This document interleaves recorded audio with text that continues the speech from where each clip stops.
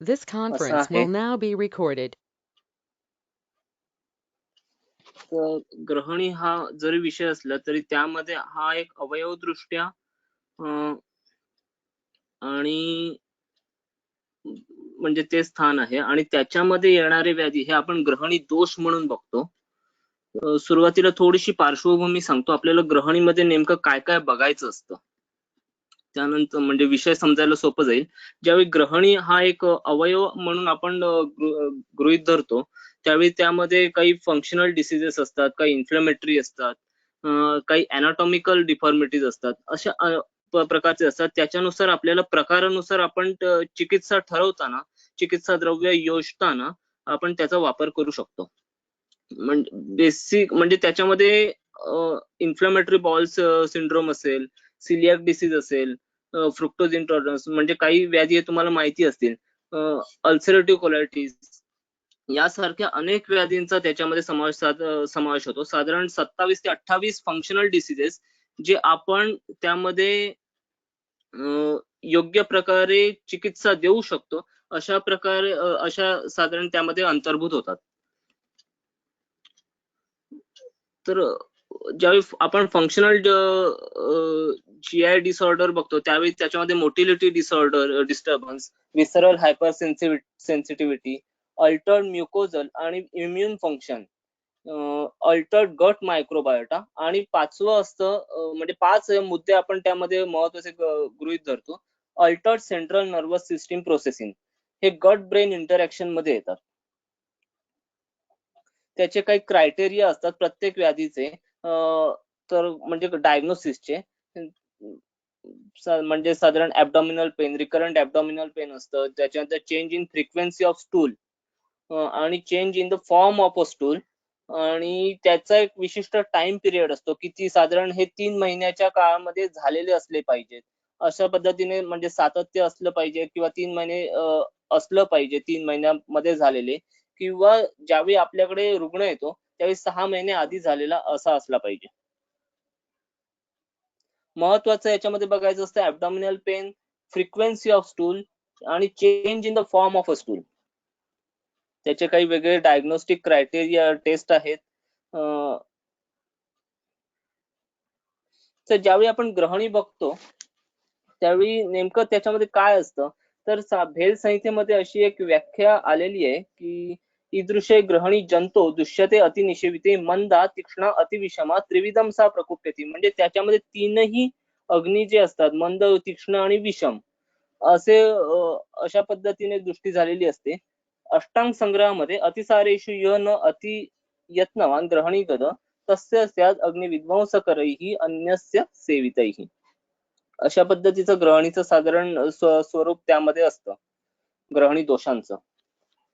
सुश्रुतामध्ये एक पित्तधरा कला आलेली आहे जी ग्रहणीला व्यापून असते. षष्टी पित्तधरा नाम या कला परिकीर्तिता पक्व मामाशय मध्यस्थ ग्रहणी सा प्रकीर्तिता. ग्रहणी म्हणजे काय, पक्वाशय आणि आमाशयाच्या मध्यस्थ जी असते ती षष्टी पित्तधरा कला आहे.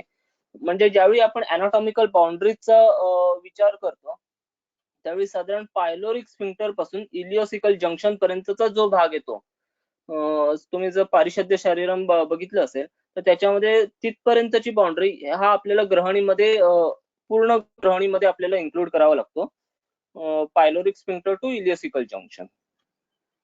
म्हणजे आता ग्रहणी बघताना काय काय त्याच्यामध्ये असतात, तर हा म्हणजे आपल्या पहिली आता जसं सांगितलं पित्तधरा कला, अग्नी, वायू, मल आणि आहार रस. म्हणजे 5 घटक आपल्याला महत्वाचे बघायचे असतात. पित्तधरा कला, आहार रस, अग्नी, मल आणि वायू. यामध्ये क्रियात्मक विकृती असते आणि रचनात्मक विकृती असते. ग्रहण्याश्रित भाव, आता ग्रहणी हा एक अवयव झाला, त्याच्यामध्ये कुठले कुठले शारीरिक भाव असतात, तर समान वायू पाचक पित्त हे मुख्यतः असतं. प्राणवायू असतो, म्हणजे त्याचं आदान कर्म हे सांगितलेलं आहे. अन्नासह आलेला म्हणजे जो क्लेदक कफ असतो, आणि अग्नी हे ग्रहण्याश्रित भाव आहेत. या ग्रहणी अंतर्गत होणाऱ्या क्रिया, ग्रहण्याश्रित क्रिया कुठल्या कुठल्या, तर अपक्व अन्न ग्रहण जे प्राणवायू आहे च कार्य आहे. पचन, पचन होण्यासाठी अग्नी, स्नेह आणि क्लेद यांची आवश्यकता असते. सारकिट्ट विवेचन जे समान वायूचं कार्य आहे. सार शोषण पुन्हा समान वायूचं आहे. आणि किट्टाचं बृहद अंतरामध्ये मुंचन ते समान वायूचं कार्य. या ग्रहण्याश्रित क्रियामध्ये हे सगळे अंतर्भूत होतात. आपण आता ग्रहणी पाहिलं, ग्रहण्याश्रित भाव पाहिले, क्रिया पाहिल्या. त्याच्यामध्ये आता ग्रहणी एक स्थान म्हणून म्हणजे तुम्ही समजा चरक सूत्र असताना 18वा अध्याय बघितला तर त्याच्यामध्ये एक सूत्र आहे, स एव कुपितो दोषा समुत्थान विशेषतः स्थानांतर्गतश्चैव जनयंती आमयान बहून. चक्रपाणीने त्यावर एक टीका लिहिलेली आहे, म्हणजे सांगितलेला अर्थ, स्थानांतर्गतश्च इति अत्र चकार एक स्थानगतो अपि बहुविकारम करोति इति समुच्चिनोति. एक स्थानगतो अपि बहुविकारम करोति. ग्रहणी एक स्थान झालं, त्याच्यामध्ये बहुविकार, त्या ग्रहणीच्या अंतर्गत येणारी बहुविकार म्हणजे हे स्थानाचं विशेष झालं.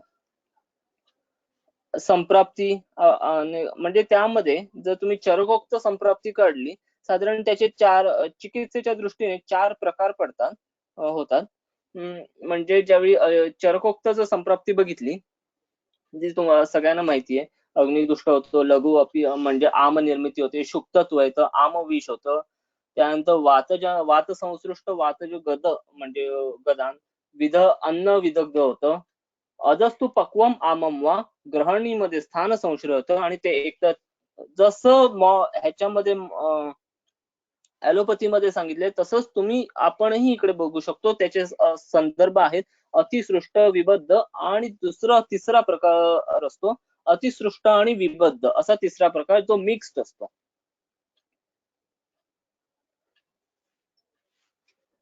दुसरी एक संप्राप्ती येते, ती माधव निदानामध्ये आहे. अतिसारे निवृत्ती अपि मंदाग्ने अहिताशन भूयो संदूषितो वन्यम ग्रहणीम अतिदूषित. यामध्ये म्हणजे अतिसार व्याधी बघायला, चरकामधला एकदा अतिसार व्याधी पुन्हा बघून घ्या. जी सुरुवातीला संप्राप्ती दिलेली आहे त्यामध्ये वायू प्रकोपित झालेला असतो, पक्ताचोपन्यते.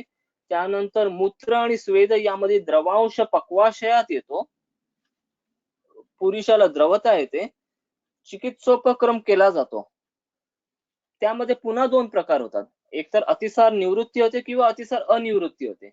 अतिसार निवृत्ती झाली, त्यानंतर दीप्ताग्नी आणि अहिताशन, दीप्ताग्नी आहे आणि अहिताशन आहे, अशी ज्यावेळी अवस्था असते. आणि अतिसार अनिवृत्ती असताना मंदाग्नी असतो. या दोन्ही मध्ये पित्तधरा कला पुन्हा दूषित होते,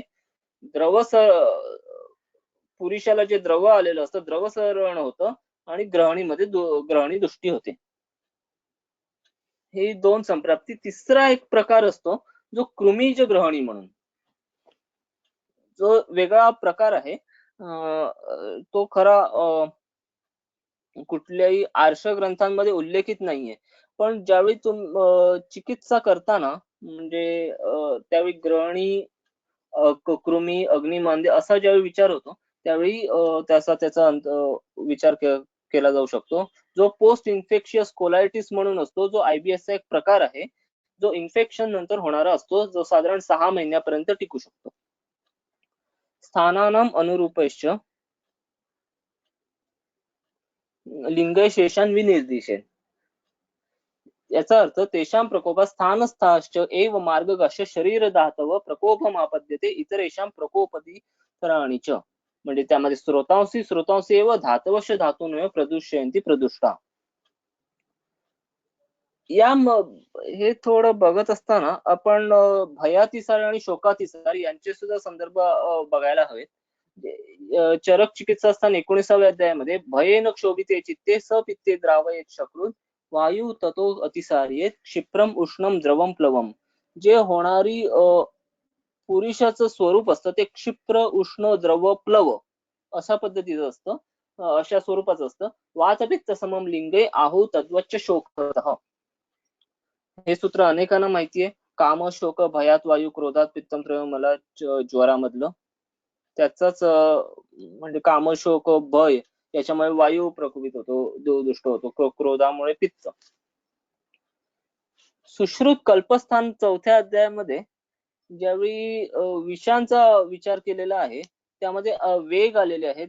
त्यामध्ये षष्ठे मज्जानम अनुप्रविश्यती ग्रहणींच अत्यथम दूषयती. मी सुरुवातीला जो गट ब्रेन ऍक्सिस त्याचा संदर्भ सांगितला की फंक्शनल डिसऑर्डर होत असतात, त्यामध्ये जसा समजा विष, अ, दूषी विष किंवा जे स्थावर विष असतं, ते समजा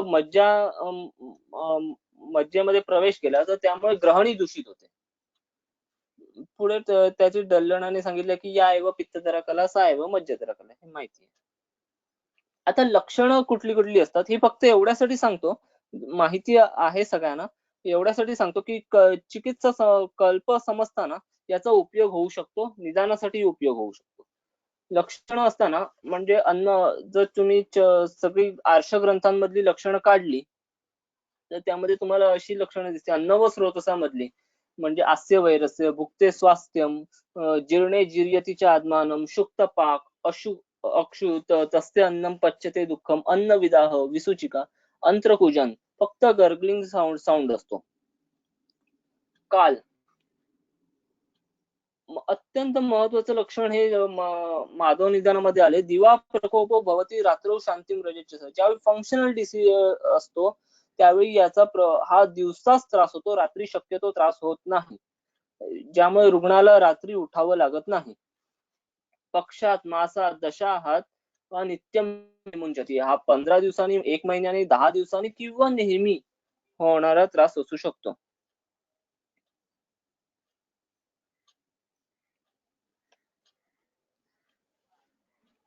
सार्वदेहिक लक्षणं बघताना म्हणजे पार्श्वशूल असतो, हृदपीडा, कटिशूल, दौर्बल्य, अंगसात, तिमिर दर्शन, जेवढी त्याची सिव्हिअरिटी जास्त तेवढी ही लक्षणं एक सगळी लक्षणं दिसतील असंही नाही. खरांगता, कार्श्य, हृदपीडा, कधी कधी मलप्रवृत्तीनंतर थकवा आल्यासारखं होतो, दौर्बल्य येतं. लक्षणांमध्ये मनो अवसाद, वृद्धी सर्व रसानाम, ही लक्षणं आहे. स्थानिक लक्षणांमध्ये गुदशूल असतो, परिकर्तिका.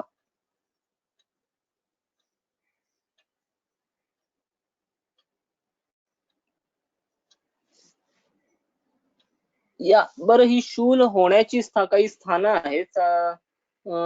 साधारण 8 स्थानं आहेत, म्हणजे पायू, हृदय, पार्श्व, उदर, उरू, वंक्षण, ग्रीवा आणि मस्तक.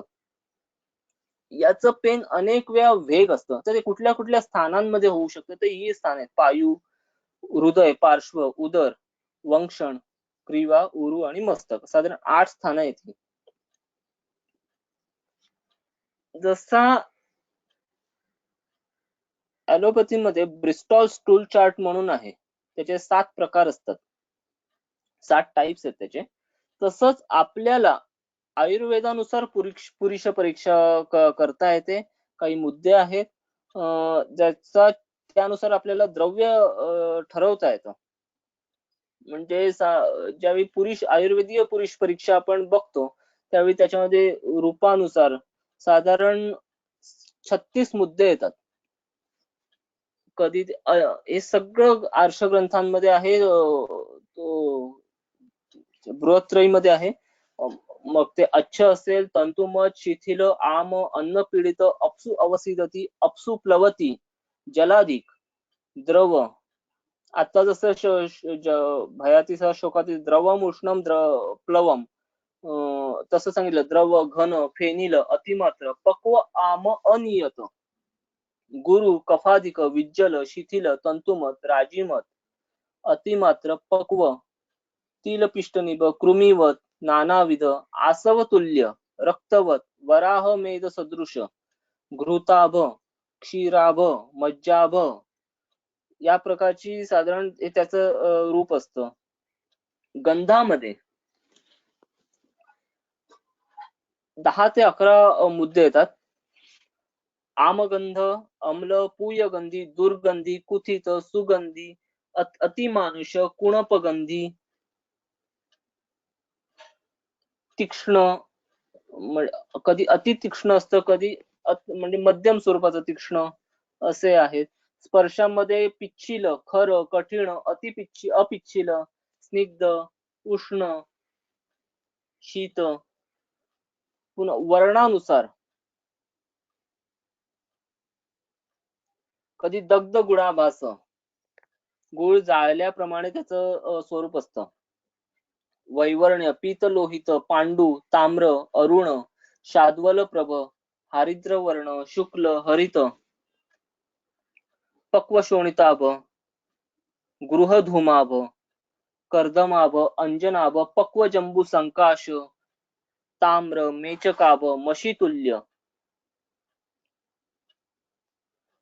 आणि एक जनरलाइज्ड अजून एक पुरुषामध्ये दिसतात जी स्तोक, मुहुर्मुहु, सशूल, विट्स्रंस, सार्यते द्रवम, सरक्त, रक्तोपहित.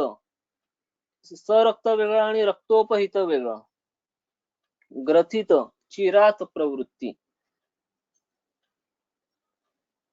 तसंच जसे ॲलोपॅथीमध्ये 9 क्वाड्रंट्स आहेत, तसंच आपल्याला आपल्या शारीर रचनेनुसार 9 क्वाड्रंट्स करता येतात. त्यानुसार त्याची समजा हृद, पार्श्व आणि कुक्षी या ठिकाणी शूल होत असेल तर ते कफज असू शकतो. बस्ती, हृदय, पार्श्व, पृष्ठ तो वात कफज. कुक्षी, हृदय, नाभी या ठिकाणी असेल तर तो कफपित्तज. या पद्धतीने. आता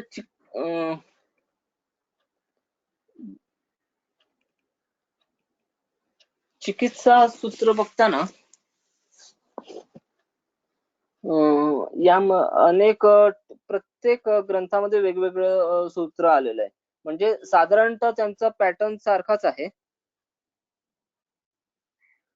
आता समजा योग रत्नाकरामध्ये बघितलं तर ग्रहणी माशीर्तम दोषम अजीर्णवत उपाचरेत अतिसारोक्त विधिना तस्य आममच विपाचेत.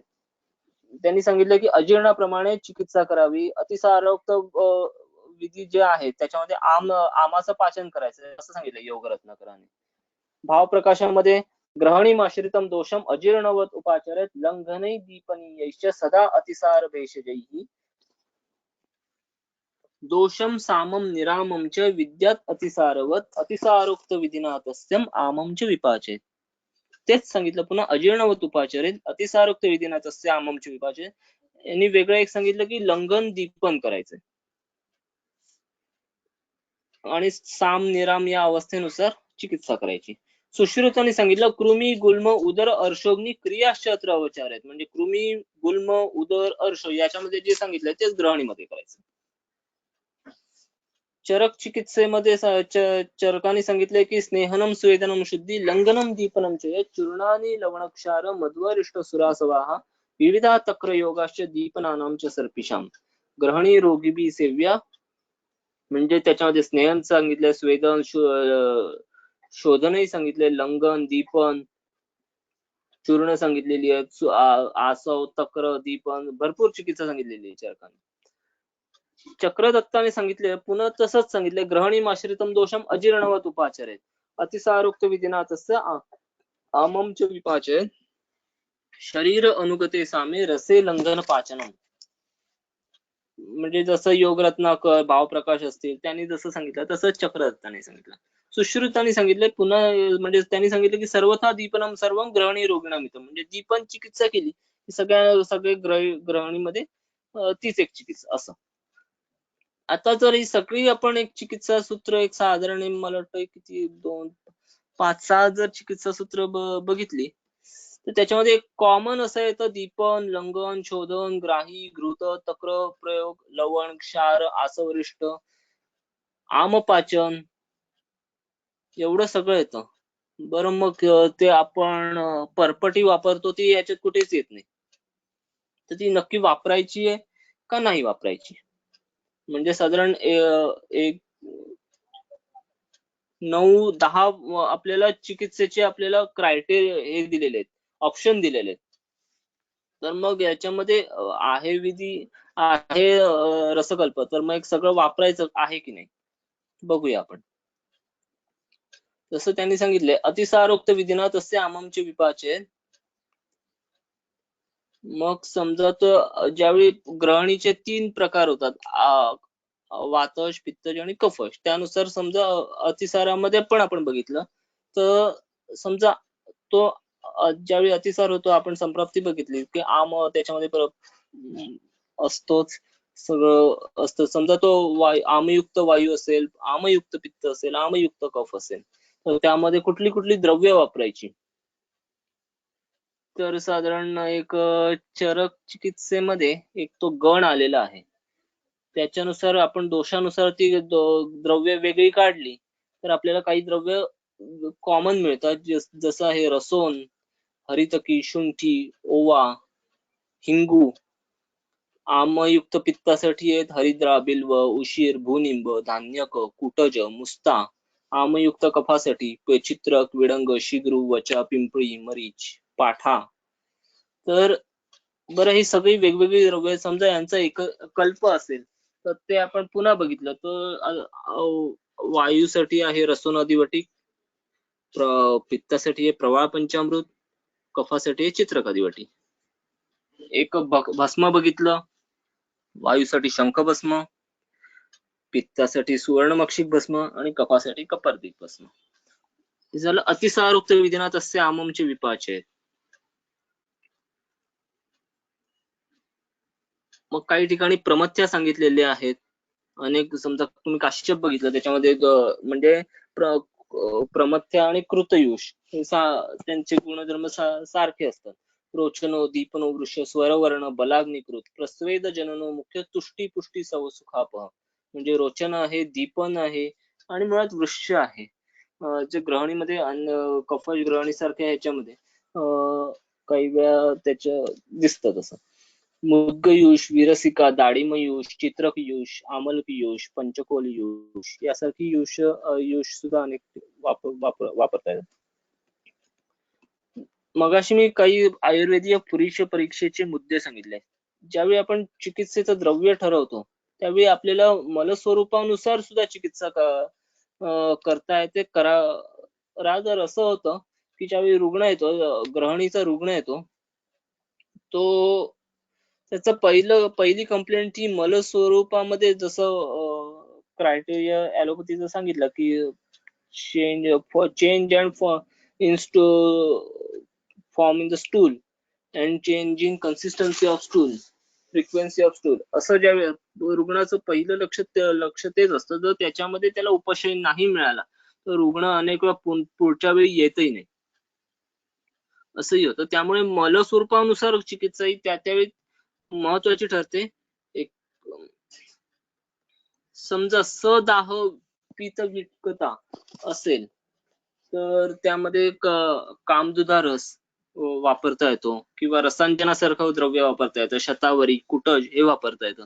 फेन, पिच्छिल, श्लेष्म संसृष्ट जे आमातिसार, प्रवाहिका, कफज अतिसार, संग्रहणी या व्याधींमध्ये दिसतं.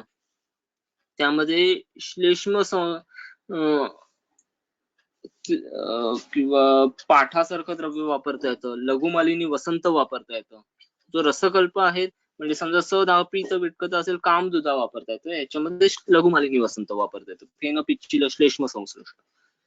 श्वेतवर्चस असेल जे कफज अतिसारामध्ये दिसतं. बरं, हे कफज अतिसार जे पुढे जाऊन तो कफज ग्रहणीमध्ये परावर्तित होतो. तो त्यामध्ये हिंगू, सुंठ, मिरी यासारखं द्रव्य वापरता येतं किंवा कल्प वापरायचा असेल तर अग्निकुमार रसासारखा कल्प वापरता येतो. हरितवर्ण जे पित्तातिसारामध्ये दिसतं. काही यकृताच्या व्याधींमध्ये हलिमकामध्ये दिसतं, पित्तजुदरामध्ये दिसतं. त्यामध्ये शंखभस्म, खटिका चूर्ण वापरता येतं. मुग्धरस वापरता येतो. मुग्धरसाची फलश्रुती बघितली, हरितवर्ण अतिसारमच अशी त्याची फलश्रुती आहे.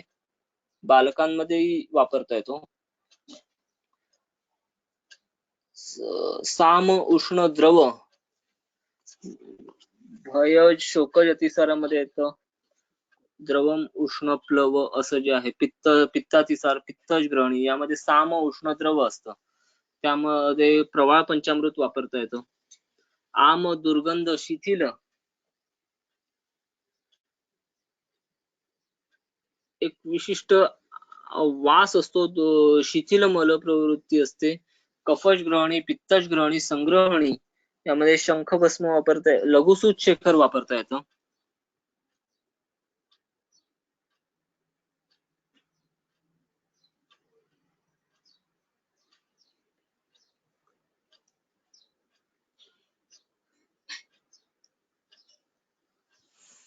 साम स्तोक विबद्ध जे पुरुषावृत्त वातामध्ये दिसतं, वातज उदावर्तामध्ये येतं, वातज ग्रहणीमध्ये येतं.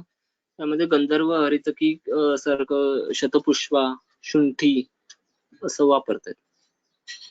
पुढे स्तंभन आणि ग्राही.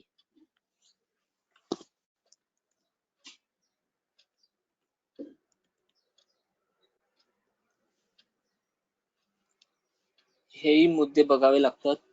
स्तंभन म्हणजे काय तर जसं शारंगधरांची ती माहिती आहे, रोक्षात चैत्यात कशा आहेत, वर लघुपाकाच्या तद्भव आहेत.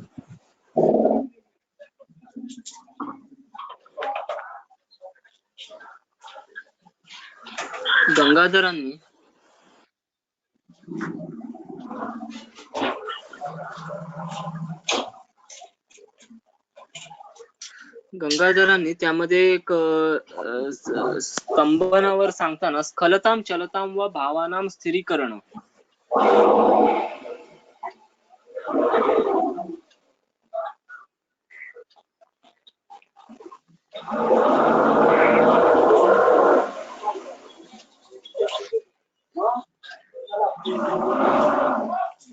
थोडस मला नॉइज येतोय.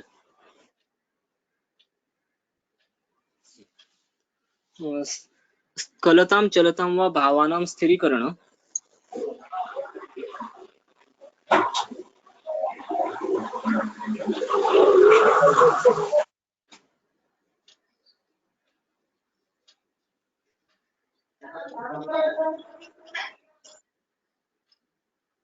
आज मैं आपको एक जबरदस्त काम दिला हूँ और वो काम है कि आज रात में आपने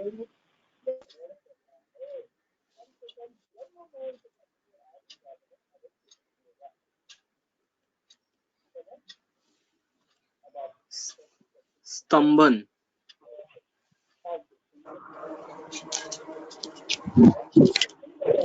माधुरी बोराडेजी आपलं स्पीकर म्यूट करावं. माधुरी बोराडेजी.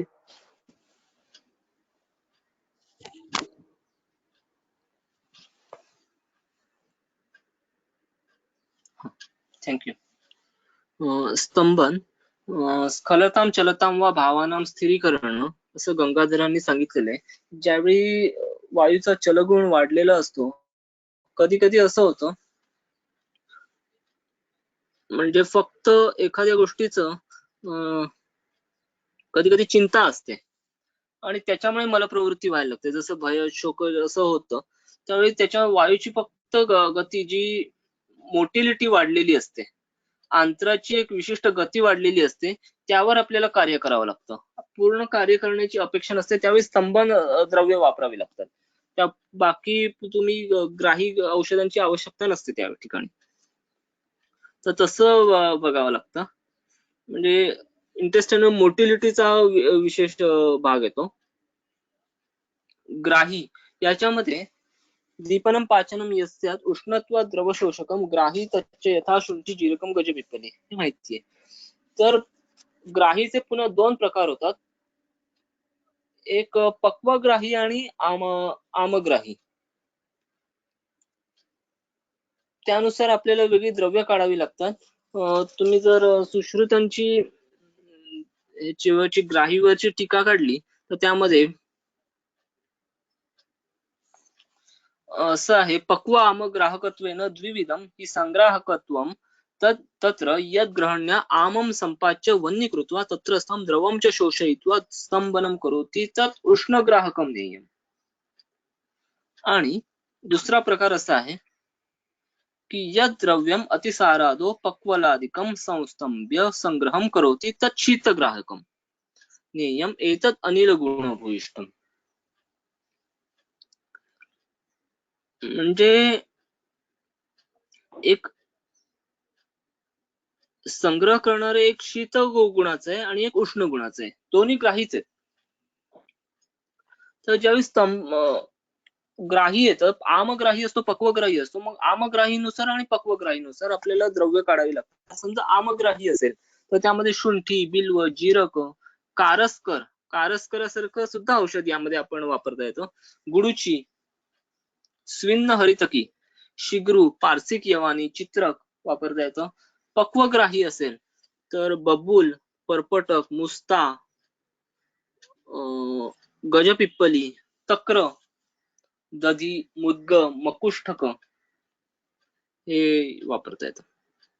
स्तंभन असेल तर त्यामध्ये साधारण 3 प्रकारे आपल्याला त्याचं कार्य होत असतं. एक तर अतिसारग्न, अवष्टंभकृत आणि बद्धवर्चस. मग अतिसारग्न असेल तर उशीर, कुटज, लज्जालू, शतावरी, धातकी, आम्रबीज, अतिविषा, प्रियंगू, लाजामंड असतं. अवष्टंभकृत असेल त्यावेळी पाठा, कदली, शाल्मली, पक्व बिल्व, खर्जूर, जातीफल, परुषक, पृथुका यासारखी द्रव्य वापरता येतात. कुठलं आपल्याला कार्य अपेक्षित आहे त्यानुसार आपल्याला द्रव्य योजावं लागतं. बद्धवर्चस असेल तर क्षुद्रधान्य, मसूर. बरं, हे सगळं आपल्याला काहीच बघायचं नसेल, एकच कल्प हवा असेल तर त्यासाठी मग ते गंगाजळ चूर्ण.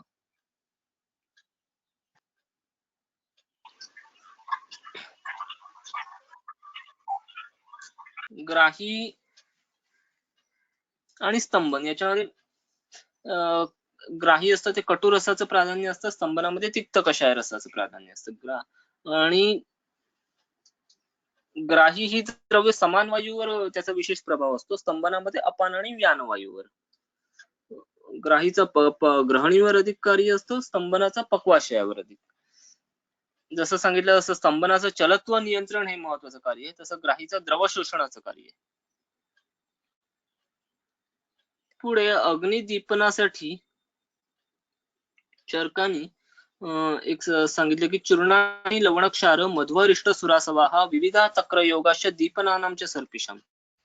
मग त्याच्यामध्ये लवण, क्षार, मध्वरिष्ट, सुरा, आसव, तक्र, दीपनीय घृत आलेली आहेत. मग त्यानुसार चूर्णानुसार तुम्ही तशी मग ते समान वायूचं आहे का अपान वायूचं आहे किंवा व्यानावृत्त अपान अशी कंडिशन आहे का, त्यानुसार मग आपल्याला वेगवेगळे द्रव्य वापरता येतं. समजा अपान वायूचं असेल तर चिंचा लवण तेलाचा मात्रा बस्ती असेल. समजा समान वायूचं असेल शुंठी घृत असेल, म्हणजे समान वायूचं मुंचेत पटू औषधयुतम स पिबेत अल्पशो घृतम. अपान वायूचं असेल तर बहुवातस्य तू स्नेह लवणाम्ल युतम हितम. म्हणजे ही त्याची चिकित्सा सूत्र आहे ती. व्यानावृत्त अपान असेल तर स्निग्ध ही अनुलोम आहेत. मग गंधर्व हरितकी सारखं द्रव्य. पित्ताने असेल तर दीपनम बहुपित्त असते तिक्तम मधुर संयुतम. तिक्त आणि मधुर असं. मग गोनिंबादी चूर्ण, बिल्वादी चूर्ण वापरता येतं. कफदुष्टाने असेल तर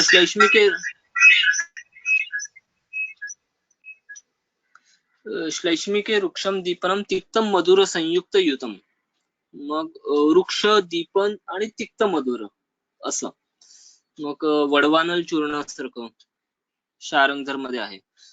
सेंधवादी चूर्ण यासारखी द्रव किंवा तो कुठलेही तुम्ही चॉईस तुमचा राहतो चिकित्सेमध्ये. नाही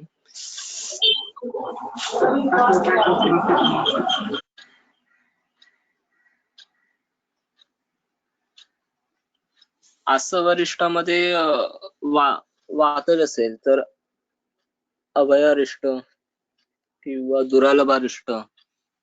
पित्तज असेल तर जिरकाद्यरिष्ट, मुस्ताद्यरिष्ट.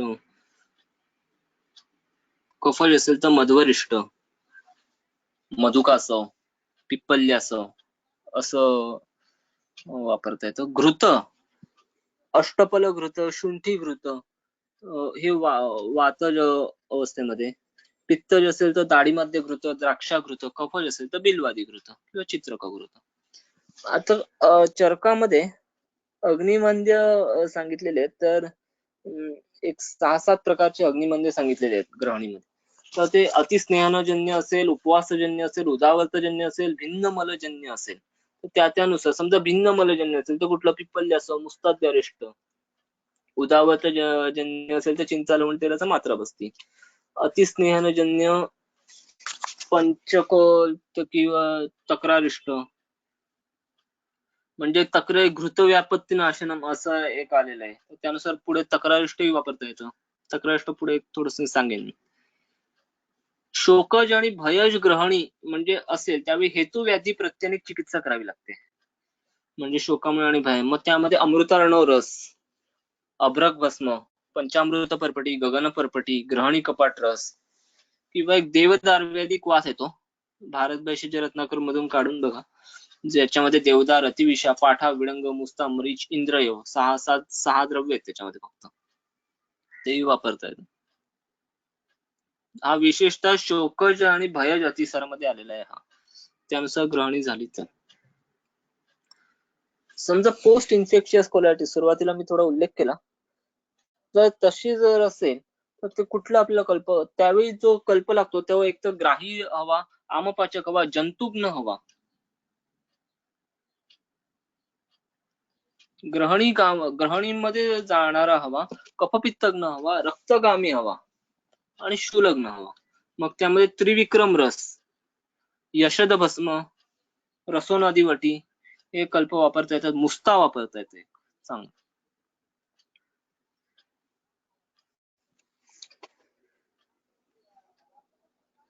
थोडे काही उदाहरणादाखल एक 4 कल्प सांगतो मी, कोणत्या कोणत्या अवस्थेमध्ये वापरायचं. समजा कनक सुंदर रस असेल तर तो निराम वातज ग्रहणीमध्ये वापरायचा. नवीन ग्रहणी असेल समजा 1.5 महिना, 2 महिने, 3 महिने झालेले आहेत, त्यामध्ये वापरायचा आहे. ज्वरातिसार असताना वापरायचा आहे. सफेन अतिसार, रक्त मिश्रित आव असेल त्यावेळी वापरायचंय. आंतरामधून ज्यावेळी होणारे जे स्राव असतात त्याचं नियमन करायचं काम हे कनकसुंदर रस करतो. अतिप्रवाहन करायला लागतं, कायम शौचास बसून राहावं असं वाटतं, वेदनाधिक्य असतं, अशा अवस्थेमध्ये कनकसुंदर रस वापरायचा. अग्निकुमार रस मगाशी मी श्वेतवर्चस मलप्रवृत्ती असेल त्यावेळी वापरायचं असं सांगितलेलं होतं.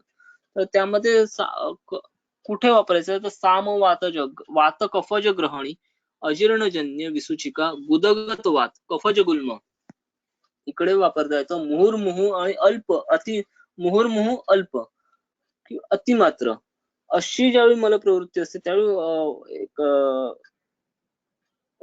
म्हणजे त्याचं तसं इंडिकेशन आहे. आणि जीर्णे जिर्यतीच्या आत्मानम, अजीर्णजन्य प्रतिष्ठाय असेल, सफेन मधुर अशी छर्दी होत असेल, उलटी ज्यावेळी होते, कधी कधी पेशंट उलटीही होते,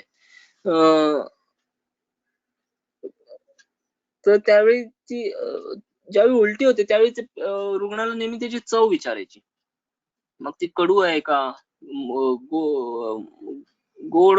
गोडसरपणा असा वाटतो का, खारटपणा वाटतो का, ते आपल्याला एक दोष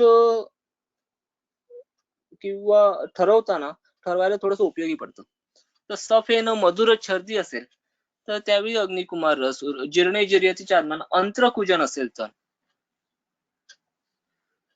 संजीवनी वटी, साम कफज ग्रहणीमध्ये जंतुजन्य विसूचिका, समजा एखादं इन्फेक्शियस कॉज झालेला आहे तर त्यावेळी वापरायचं. स्निग्ध गुरु भोजनाने ज्यावेळी ग्रहणी होते त्यावेळी संजीवनी वटी, कफोल बनता, अत्याधिक द्रव मलप्रवृत्ती आणि बहुवेगावस्था, दिवसामध्ये 8 वेळा 9 वेळा, तर त्यावेळी संजीवनी वटी. वेदनाधिक्य, सज्वरावस्था, मूत्राल्पता आणि छर्दी आणि अतिसार असतात.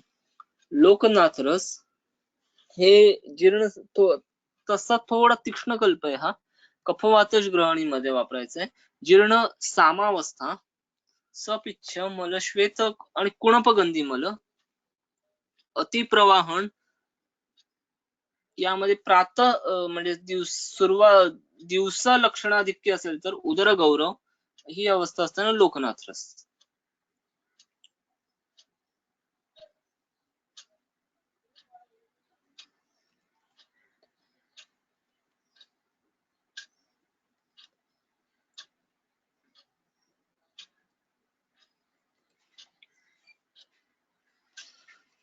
आता ज्यावेळी ग्रहणी हा अवयव आपण बघतो त्यावेळी ही सगळी चिकित्सा केली पण पुन्हा त्याचा रिकरन्स होण्याची शक्यता असते.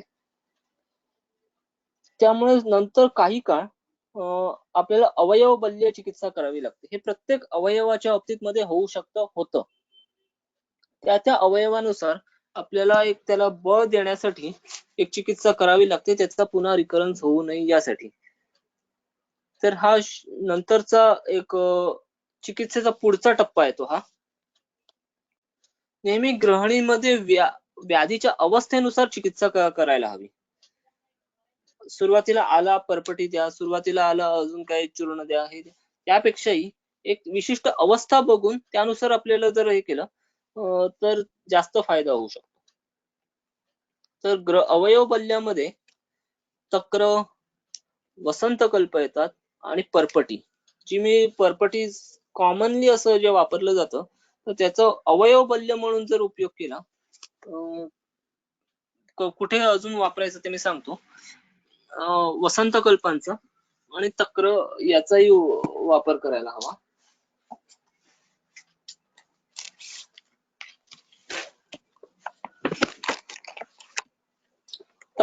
तक्राभ्यासो एक हे अग्रे आहे.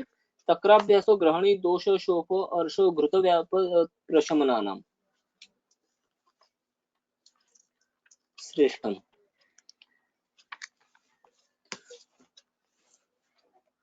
म्हणजे तक्र लघु कषायमलम दीपनम कफवातजित शोफोदर अर्शो ग्रहणी दोष मूत्र ग्रह अरुची गुल्म प्लीहा घृत व्यापत गर पांडवा मयांजय. चरक चिकित्से ग्रहणीच्या अध्यायामध्ये तक्राचं सांगताना तक्रम तू ग्रहणी दोषे दीपन ग्राही लाघवात. म्हणजे सगळ्यांसाठी, वातासाठी, वायूसाठी चालेल, पित्तासाठी चालेल, कफासाठी चालेल. श्रेष्ठम मधुर पाकित्वात न च पित्तम प्रकोपयेत कषायुष्ण विकासित्वात न च पित्तम प्रकोपयेत वाते स्वाद्वम्ल सांद्रत्व सद्यस्कम अविदाहीच. महत्वाचं आहे ग्रहणी दोषे दीपन ग्राही लाघवात. पुढे अष्टांग हृदयामध्ये स्रोतस्तु तक्र शुद्धेषु. तक्रामुळे स्रोत शुद्ध होतात. पुष्टी रसो धातून उपैतीच पुष्टी बल वर्ण परम तुष्टिश्च जायते असं सांगितले. स्रोत शोधनाचं काम हे तक्र करतं.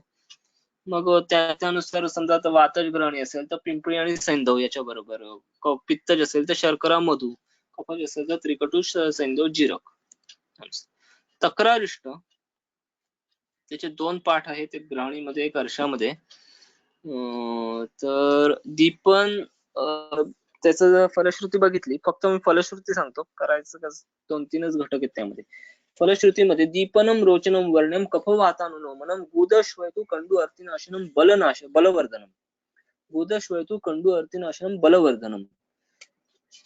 बळ द्यायचं का, जसं सांगितलं बलवर्धन, अवयवाला बल द्यायचं कार्य हे तक्रारिष्ट करत असतात. ते अम्ल कटू रसाचं आहे, कफवातज्ञ आहे. अनुलोमन, दीपन, रोचन, वर्ण, ग्राही असं त्याचं कर्म आहे. चिरात मल प्रवृत्ती हस्तपाद शोथ असताना साम शिथिल मल आस्य वैरस्य आज्ञान या अवस्थेमध्ये आपल्याला हे वापरता येतं. सुवर्ण मालिनी वसंत.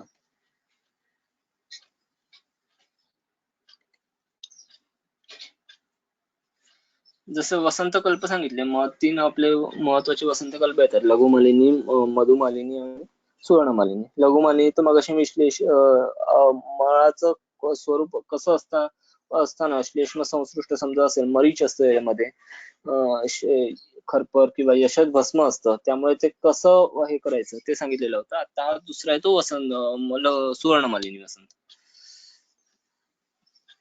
हे स्निग्ध गुणाचं असतं, त्रिदोषग्न असतं, पुरुष मलग्राही आणि सर्व धातूंना बल्य आहे. रस, शुक्र आणि ओजाला बल्य आहे.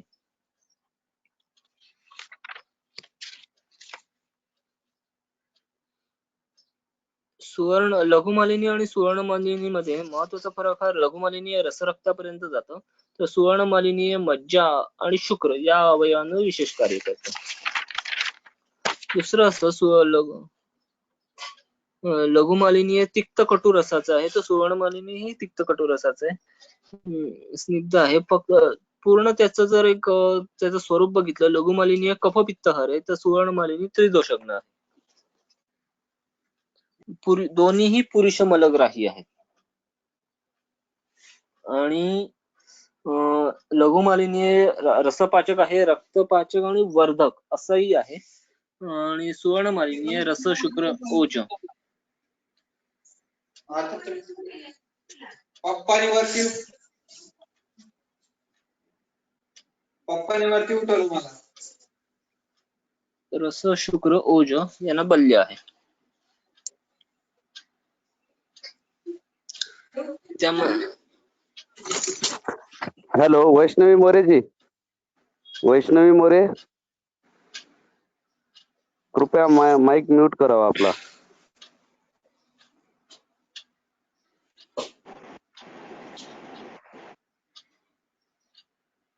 Okay sir.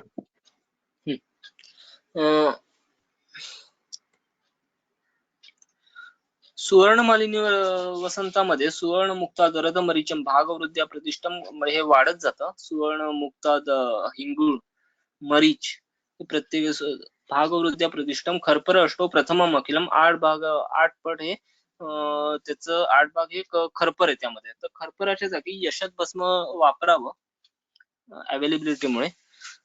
मरीच असतं ते स्रोतसांमधलं दोष संचय शोधन करायचं, शोषण करायचं आणि अग्निवर्धक असं काम करतं.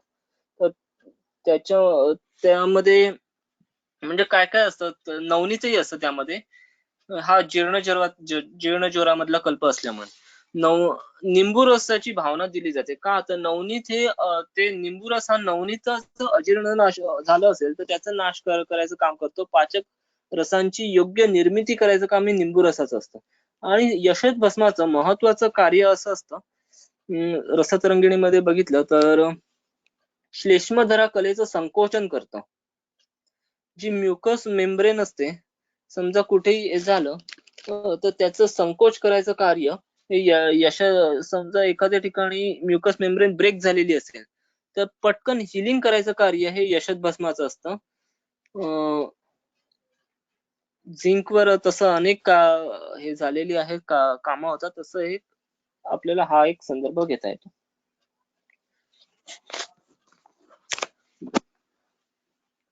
तर कोणत्या अवस्थेमध्ये सुवर्णमालिनी वसंत द्यायचं, तर बलमांस विहीनत्व झालेलं असेल, अजीर्ण, आमविष आणि पचन अवयव याच्यापासून दृष्टी झालेली असेल, दुर्बलता आलेली असेल, त्या ठिकाणी पाचक रसांचा स्राव नियमन करायचं कार्य, सम्यक करायचं कार्य आणि आंत्रधारण शक्ती कमी झालेली असेल त्यावेळी वापरायचंय. आंत्रधारण शक्ती कमी असेल त्यावेळी वापरायचंय, हे लक्षात ठेवा. आता पर्पटीकल्प. पर्पटीकल्पांचा पहिल्यांदा उल्लेख हा चक्रदत्तामध्ये आलेला आहे. 11व्या शतकातला ग्रंथ आहे. तिथपर्यंत हे नव्हते. काही ज्यावेळी पारद गंधकाबद्दल वेगवेगळ्या कल्पना येत गेल्या त्यावेळी का पर्पटीकल्प निर्माण झाले यामागे एक थोडीशी पार्श्वभूमी आहे. आता मी सांगत नाही त्याबद्दल, विषय तो नसल्यामुळे. पण पारद गंधक म्हणजे त्या मूळ स्वरूप त्याचं पारद गंधक असं असतं. मग तो सिंदूर असू दे किंवा तुमचं पर्पटी असू दे, रसपोट्टली असू दे किंवा तुमचं कज्जली असू दे, तर ते स्वरूप तेच असतं. पण त्यामध्ये काही ते एकमेकांचे ॲलोट्रॉप्स असतात. तर त्यामुळे त्यामध्ये अग्नीचं कार्य महत्वाचं असतं. समजा कज्जली असेल तर ती अतिसार निर्माण करणारी असते, ती गुरु असते. पण त्यापासूनच बनणारी पर्पटी ही ग्राही असते आणि लघु असते. हा आपल्याला फरक बघता येतो. तर रसपर्पटी कोणत्या चक्ररत्नामध्ये कोणत्या ठिकाणी वापरायची आहे? 6-7 पर्पटी साधारण आपण वापरत असतात, किंवा त्याचं जास्त आहेत. साधारण 100 ते 150 पर्पटी टोटल आहेत. त्यातल्या 5-6 नॉर्मल मी आता सांगतो. रसपर्पटी ग्रहणी, क्षय, कुष्ठार्श, शोष, अजीर्ण, विनाशिनी, रसपर्पटिका ख्याता निबद्धा चक्रपाणीना.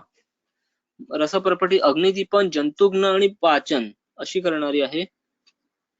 जीर्ण अतिसार असेल तर तीच रसपर्पटी लघुगंगाधर चूर्णाबरोबर वापरता येते. दूषित दुग्धजन्य अतिसार असेल तर ते बालचतुर्भद्र रसाबरोबर देता येते. जीर्ण आमातिसार असेल तर हिंगवाष्टक चूर्ण आणि बिल्व चूर्णाबरोबर देता येते. कृमीजन्य, समजा स्मॉल इंटेस्टायनल बॅक्टेरियल ओव्हरग्रोथ असा एक व्याधी असतो, तर त्याच्यामध्ये अॅनिमिया पासून अनेक लक्षणं दिसायला सुरुवात होतात.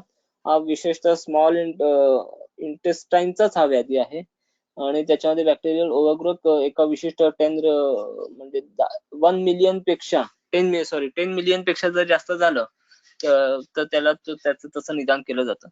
समजा तसा जर रुग्ण आला, असे रुग्ण येतात, तसा रुग्ण आला तर त्यामध्ये विडंगचूर्ण, मुस्ता याबरोबर रसप्रपटी देता येते. पंचामृत परपटी यामध्ये पारद, गंधक, लोह, ताम्र, अब्रक म्हणजे कज्जली, लोह, अब्रक आणि ताम्र असं. तर पारद बघितला, पारदाचे अनेक गुण आहेत, अनेक कर्म आहेत, भरपूर त्याचं वर्णन आहे. पण आपल्या विषयासाठी जाठर, अनल, मांद्य, विनाशकर, अतिसारहर, ग्रहणी, गजकर्षण, दक्षतर. पारदासाठी विशेष सांगितलेलं ग्रहणी, गजकर्षण, दक्षतर, गंधक,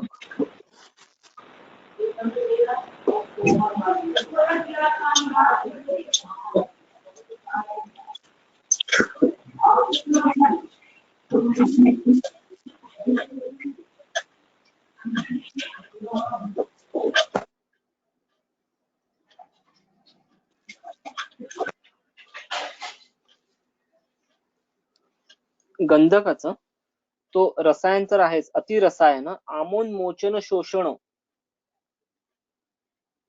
संदर्भ बघा, आमोन्मोचन शोषण असं सांगितलेलं आहे. जाठर अग्नी प्रसूते, याचा अर्थ जाठर अग्नी म्हणजे त्याची पूर्ण नष्ट झालेला आहे जाठर अग्नी आणि त्याला पुन्हा तो निर्माण करायचा आहे, तर तो कोण करेल? तर गंधक करेल. एक गमतीशीर एक भाग सांगतो, जो काय गंधक धृती. गंधक धृती हा कल्प जरी तो त्वचा रोगांमध्ये वगैरे वापरत असले तरी त्याची मूळ त्याचा रोगाधिकार ग्रहणी आहे. ज्यावेळी विलस ग्रहणीची नंतरची अशी अवस्था येते की पूर्ण ग्रहणीमध्ये असे विलाय असतात वर खाली असे. समजा ग्रहणी पूर्ण ज्यावेळी अग्नी नष्ट झालेला असतो ते एक तर विलस ऍट्रोफी व्हायला सुरुवात होते, पूर्ण असं सपाट दिसतं ते, स्कॅलोपिंग असं म्हणतात त्याला. तर त्यावेळी अशा अवस्थेमध्ये जाठर अग्नी प्रसूती करायचं कार्य गंधक करतं. कृमिहरे, अग्निहरे, पाचन आहे. महत्वाचे आमोन्मोचन, शोषण आणि जाठर अग्नी प्रसूते. अब्रक, दीपन, नेत्रे, अतिबल्य, आयुष्यम अग्र्यम, आयुष्य द्यायचं काम हे अब्रक करतं. क्षेत्रे स्थैर्य वितरती, ग्रहणी समजा एक क्षेत्र मानलं आणि त्याला स्थिरता द्यायचं कार्य करायचं असेल तर ते अब्रक. ताम्र, कृमिहर, दुष्टांच ग्रहणीम हरे ध्रुवम, क्षुत्कर, रोपण, लघु लेखनम च विषहर, हे ताम्र आहे. लोह, दीपनम उत्तमम, प्रबल शूल निर्मूलन, आयुष प्रदाता, कोष्ठ समाश्रित पित्तम, विवृद्धंतु मलाभिधेयम. पुन्हा सांगतो, कोष्ठ समाश्रितम पित्तम, विवृद्धंतु मलाभिधेयम, अतिरसायन बलकर. म्हणजे लोह सुद्धा प्रबल शूल निर्मूलन, अत्यंत तीव्र शूल असेल त्यावेळी लोह वापरायचे. लोहाचे काही पुढे कल्प येतात अनेक, ते वापरावे लागतात. कोष्ठ समाश्रित पित्त, विवृद्धंतु मलाभिधेयम, म्हणजे आपल्याला पारद आहे ते ग्रहणी, गजकर्षण, दक्षतर, अनल, मांदी, विनाशकर,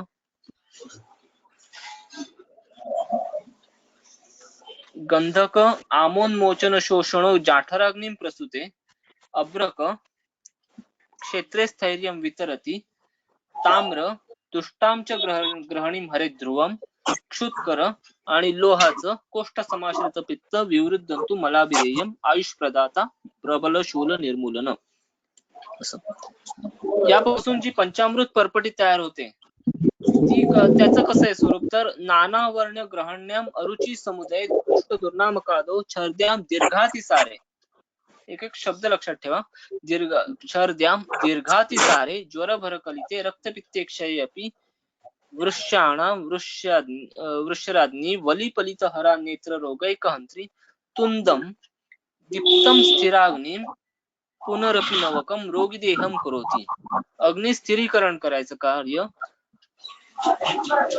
गंधकाचं जसं सांगितलं जाठर अग्नी प्रसूत आहे, तसं पंचामृत परपटी दीप्त स्थिर अग्नी अग्नी स्थिर. आपण मगाशी बघितलं की अग्नी या गोष्टीने अग्निवर्धन होतं, पण तो अग्नी आता वाढलेला आहे, तो टिकवायचं कसं, तर त्यासाठी पंचामृत परपटी हवी. ते रसायनीय वृक्षही आहे, नेत्र रोग वर कार्य करणारी आहे, आणि नाना वर्ण ग्रहण्याम अतिसारे. वेगवेगळ्या ज्या पुरुषामध्ये वेगवेगळ्या प्रकारचे वर्ण दिसतात, दीर्घातिसार असतो, तरी पंचामृत परपटी. समजा ती वातज ग्रहणी असेल त्यावेळी शंखवटी बरोबर वापरता येतं, कफज ग्रहणी असेल त्रिकटू चूर्ण बरोबर वापरता येतं. सदाह श्वेताव मल प्रवृत्ती मुखपाक पांडू आस्य वैरस्य. तिथे धान्य पंचामृत परपटी बरोबर कुट शुंठी मुस्ता वापरता येतं. अनुपानासाठी धान्य पंचक्वात. सज्वर ग्रहणी धान्य पंचक्वात तुम्ही शारंगरामधून एकदा बघून घ्या. सज्वर ग्रहणी अमिबायसिस सारखी कंडिशन असू शकते. बिल्व चूर्ण पर्पटक चूर्ण मुस्तादी प्रमथ्याच्या अनुपानाबरोबर वापरता येते. पुढे सुवर्ण परपटी ग्रहणी विविधाम हंती यक्ष्माणम च विशेषतः शूलम अष्टविधम वृक्ष सर्व रुजापः. शूलम अष्टविधम वृक्ष सर्व रुजापः. 8 प्रकारचे जे शूल आहेत, म्हणजे सुवर्ण मुळातच स्वतः ओजोवर्धक असतं, ते परपटीच्या स्वरूपात वापरलं तर ते मर्मरक्षक होतं, ओजोवर्धक होतं, पित्तग्न होतं, वृक्ष होतं आणि शूलहर होतं. पित्तज ग्रहणीमध्ये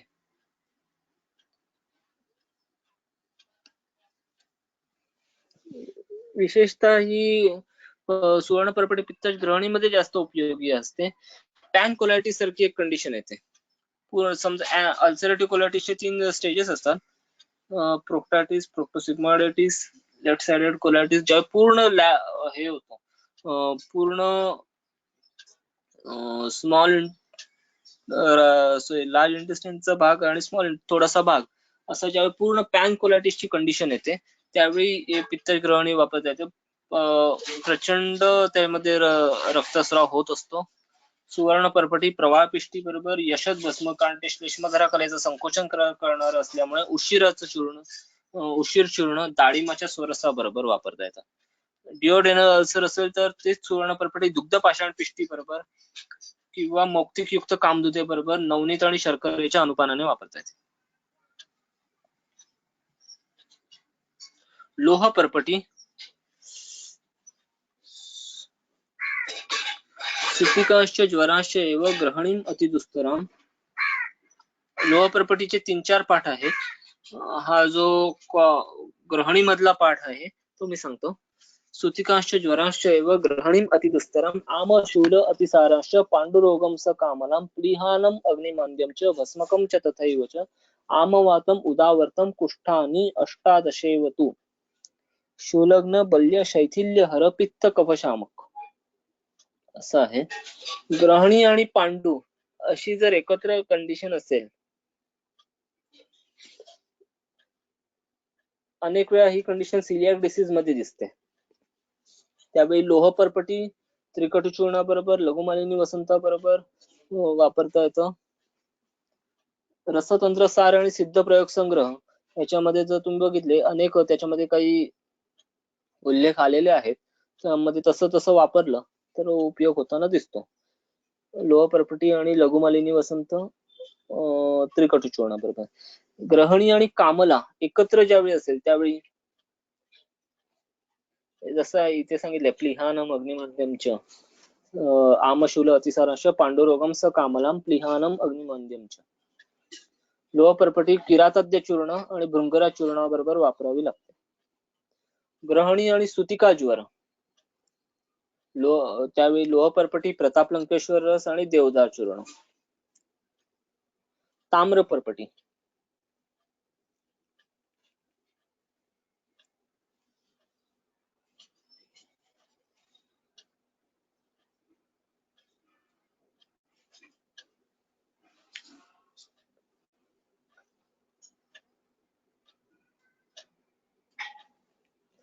श्वासे कासे च हृद्रोगे शूले च परिणामजे गुल्मे सर्वोदरे रोगे शस्तेयम ताम्रपर्पटी.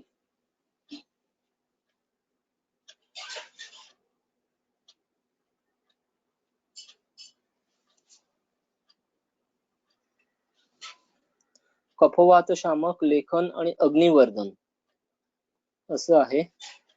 जर तुम्ही ताम्राचे गुण बघितले त्यामध्ये सांगितलं की एक दुष्टांच्या ग्रहणी हरे ध्रुवम क्षुत्कर रोपण लेखन विषहर आहे आणि कृमिहर आहे अशी ताम्रपर्पटी. ग्रहणी आणि परिणामशूल असताना कपर्दिक भस्म आणि त्रिफळा चूर्णाबरोबर वापरता येते.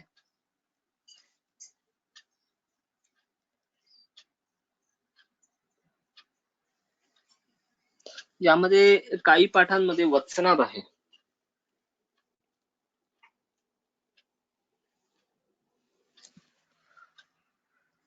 आणि काही मध्ये साधारण 3-4 पाठ आहे. जो साधारण मिळणारा पाठ आहे त्यामध्ये मार्केटमध्ये मिळतं त्याच्यामध्ये वत्सनाभ आहे. त्यामध्ये परिणामशूल आणि ग्रहणी डिओडेनल अल्सर किंवा अजून काही व्याधी असतात त्या त्या व्याधींमध्येही वापरता येते. क्रव्याद रस अत्यंत गुरुभोज्यानी क्रव्याद रसाचा उल्लेख करण्याचं कारण असं की खूप मोठी प्रोसिजर, खूप मोठा कल्प आहे हा. काही ठिकाणी महाक्रव्याद रस म्हणूनही आलेला आहे. तर या सुरुवातीला ताम्र पर्पटी करायला लागते, त्यानंतर त्याची मोडायला लागते, पुन्हा त्या भावना द्यायला लागतात, असं भरपूर भावना आहेत त्याला, भरपूर असा मोठा कल्प येतो. तर त्याची फक्त फलश्रुती बघूया इकडे. अत्यंत गुरुभोज्यानी गुरुमांसानी अनेकशः भक्षयेत कंठपर्यंतम ततो देयम रसोत्तम चतुर्वल्लमितो देय स तक्रे लवणयपि स लवणयपि भुक्तम जिदेति तत् क्षिप्रम जायते दीपनम पर. अत्यंत गुरुभोज्यानी गुरुमांसानी अनेकशः, ज्यावेळी गुरुभोजन झालेलं असतं आणि गुरुमांस त्यांचं सेवन झालेलं असतं, भक्षयेत कंठपर्यंत म्हणजे गळ्याशी येईपर्यंत ज्यावेळी भोजन झालेलं असतं त्यावेळी ततोदेय रसोत्तम भुक्तम जिदेति तत् क्षिप्रम जायते दीपनम परम, अशा अवस्थेमध्ये आपल्याला क्रव्याद रस वापरायचा असतो. आता मी साधारण एक 5-6 पर्पटी सांगितले असेल तर त्या स्थानानुसार आपल्याला पर्पटी वापरता येते. समजा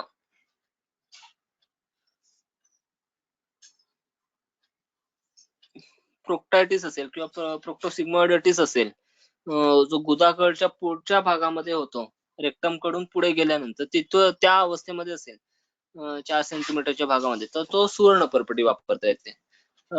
रसपर्पटी त्याची एक डायग्राम आहे, याच्या मला सांगता येणार नाही. त्या स्थानानुसार आपल्याला तसं वापरता येतं. पर्पटी सेवन विधी चक्ररत्नामध्ये एक पर्पटी सेवन विधी कसं करावं तर आलेला आहे. त्यामध्ये तद ऊर्ध्वं बहुपुगस्य भक्षणम दिवसे पुणे तृतीय एव मांसाज्य दुग्धादि अत्र विधीयते वर्जम विदाहि स्त्री रंभा मूलम तैलम च सार्षपम क्षुद्र मत्स्य अंबुजम खगान निद्रपय पिबेत. चक्ररत्नामध्ये आहे. तर त्यामध्ये पुगाचं भक्षण करायला सांगितलंय, सुपारीचं, आणि मांस किंवा अजादुग्ध यांचं सेवन सांगितलेलं आहे. कारण पुग हे ग्राही आहे, त्यामुळे त्याचं सेवन करावं. आणि ज्यावेळी पर्पटी किंवा कोण करत असेल म्हणजे त्याचे हे त्याचं काही त्याला विशिष्ट एक ठराविक मात्रा असते किंवा वर्धमान मात्रेमध्ये वापरता येते. मग 10 दिवस असेल, 20 दिवस असेल, 30 दिवस असेल, त्या मात्रेनुसार आपल्याला वापरता येते. त्या रुग्णाचं बल बघायचं आणि तेवढी मात्रा द्यायची.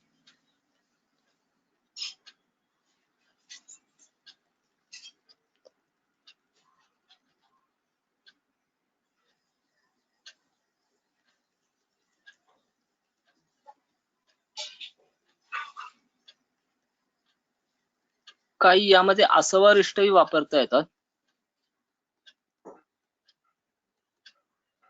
जसं अभयारिष्ट किंवा तक्रारिष्ट, पिप्पल्यास, कुटजारिष्ट. समजा साम पुरुषावृत्त वात असेल, विलंबिका, साम वातज ग्रहणी अशी अवस्था असेल, त्यावेळी अभयारिष्ट देता येतं. विबद्ध ग्रथित मल असावा लागतो. अभयारिष्ट काय करतं, तर आंत्र पुरस्सरण क्रियेचं नियमन करतं. आंत्रामधील स्निग्धता निर्माण करायचं काम अभयारिष्ट करतं. रसाजीर्ण असेल त्यावेळी तक्रारिष्ट हे साम वातज वात कफज ग्रहणीमध्ये द्यायचं आहे. चिरात मल प्रवृत्ती, साम शिथिल मल, सपिच्छ मल, असं जसं मगाशी उल्लेख केला, असं आस्य वैरस्य आत्मान, हस्तपादशोथ, कंडू, कृमी तिकडे तक्रारिष्ट द्यायचंय. पिप्पल्यास जीर्ण कफज ग्रहणी, आमाजीर्ण, विष्टब्दा जीर्ण, ग्रहणी उद्भव पांडू, वात कफज गुल्म यामध्ये चविकासही वापरता येतं. शिथिल मल, कफाधिकमच सांद्र मल, शिथिल मल आणि कफाधिकमच सांद्र मल. लॅक्टोज इंटॉलरन्स मध्ये अशी एक अवस्था दिसते. त्याचं द्विदल धान्य गहू दुधाचं अजीर्ण झालेलं असेल, सिलियाक डिसीज किंवा फ्रुक्टोज इंटॉलरन्स, यामध्ये हे वापरता येतं पिप्पल्यासं. रसक्षय झालेलं असेल तर त्यामध्ये पिप्पल्यासं देता येतं. कुटजारिष्ट निरामावस्था, पित्त ग्रहणीमध्ये निरामावस्था असेल, सरक्त अतिसार यामध्ये कुटजारिष्ट देता येतं. मलवेगाधिक्य, रक्तमिश्रित मल, सज्वरावस्था, वेदनाधिक्य, वर्षा ऋतूकालीन अतिसार असेल, ग्रहणी असेल, त्यावेळी कुटजारिष्ट द्यावं लागतं. तसंच जसं संजीवनी वटी वर्षा ऋतूकालीन आहे, तसंच कुटजारिष्टही वर्षा ऋतूकालीन अतिसारामध्ये देता येतं. प्रवाहन करत असेल रुग्ण, त्यावेळी कुटजारिष्ट देता येतं. काळाचं जसं सांगितलं तसं लघुमालिनी वसंत कल्पांमध्ये बघता येतं. लघुमालिनी वसंत शरद आणि ग्रीष्मामध्ये वापरता येतो, तर सुवर्णमालिनी वसंत वसंत आणि ग्रीष्मामध्ये.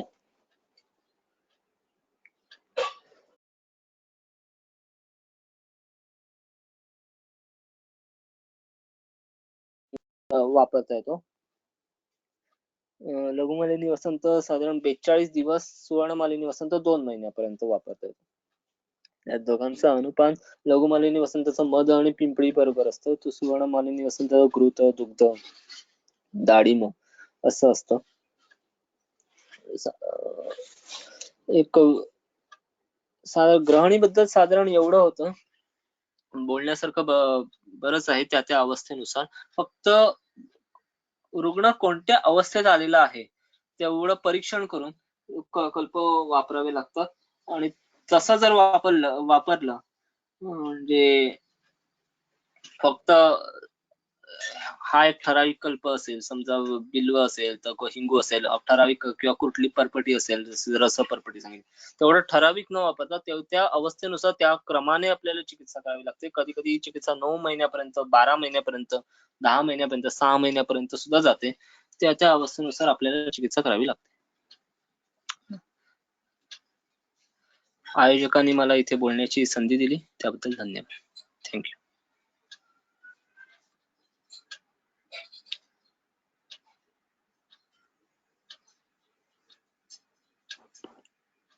Thank you sir.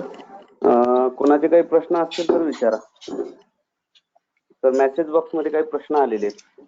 ओके.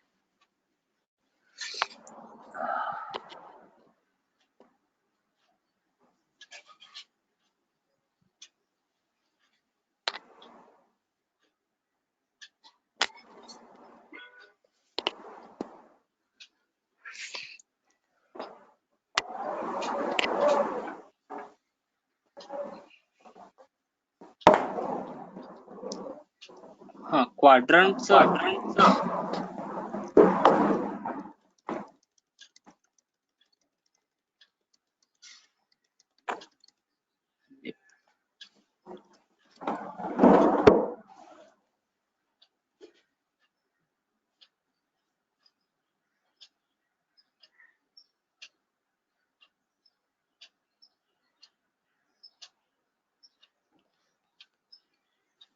क्वाड्रंटचा पार्ट, त्याच्या जसे ॲलोपॅथीमध्ये 9 क्वाड्रंट्स आहेत तसेच म्हणजे right hypochondriac, epigastric, left hypochondriac, umbilical, right lumbar, left lumbar, right iliac, hypogastric आणि लेफ्ट इलियाक हे रिजन आहेत. तसेच आपल्यानुसार आपल्याला 9 क्वाड्रंट आपल्याला मांडता येतात. म्हणजे तुम्ही सुश्रुताचं मला वाटतं सूत्रस्थान किंवा एक 35वा अध्याय असावा कदाचित, 33वा किंवा 35वा, त्याच्यामध्ये एक त्याची मार्किंग दिलेली आहेत की कुठल्या ह्याच्यामध्ये असतात. तसं समजा हृदयापासून एक 12 अंगुल वर ग्रीवामूल असतं, तर हृदयापासून एक 12 अंगुल खाली उदर असतं, त्यापासून एक समजा 6 नाभी, एक्झॅक्ट तुम्ही बघून घ्या. तर जसा एपिगॅस्ट्रिक असतो तो उदराचा भाग आपल्याला घेता येतो. लेफ्ट हायपोकॉन्ड्रियाक आहे तो वाम पार्श्व म्हणून घेता येतो आणि राईट हायपोकॉन्ड्रियाक दक्षिण पार्श्व, नाभीचा भाग हा अम्बिलिकल. हायपोगॅस्ट्रिकचा भाग बस्ती शीर्ष म्हणून घेता येतो. राईट इलियाक आणि लेफ्ट इलियाक हा दक्षिण आणि वाम वंक्षण म्हणून. म्हणजे याचे संदर्भ आहेत त्यामुळे सांगतो. Right lumbar region, left lumbar region हा वाम आणि दक्षिण कुक्षीचा भाग. मग समजा आता माधव निदानामध्ये पुन्हा स्थानं आलेली, माधव निदान आणि सुश्रुतामध्ये त्याची स्थानं आलेली आहेत म्हणजे दोषानुसार. वातज असे म्हणजे बस्ती शीर्षाच्या ठिकाणी असेल तर तो वातज, नाभीच्या ठिकाणी असेल पित्तज, हृद पार्श्व आणि कुक्षी या ठिकाणी असेल तर कफज, बस्ती हृदय पार्श्व आणि पृष्ठ या ठिकाणी शूल असेल तर तो वात कफज, कुक्षी हृदय नाभी या ठिकाणी असेल कफ पित्तज. आणि ही त्याची स्थानं आहेत. आणि काय ज्यावेळी दाह असेल त्यावेळी वात पित्त ही बघायचं. हा ह्याचा भाग होता.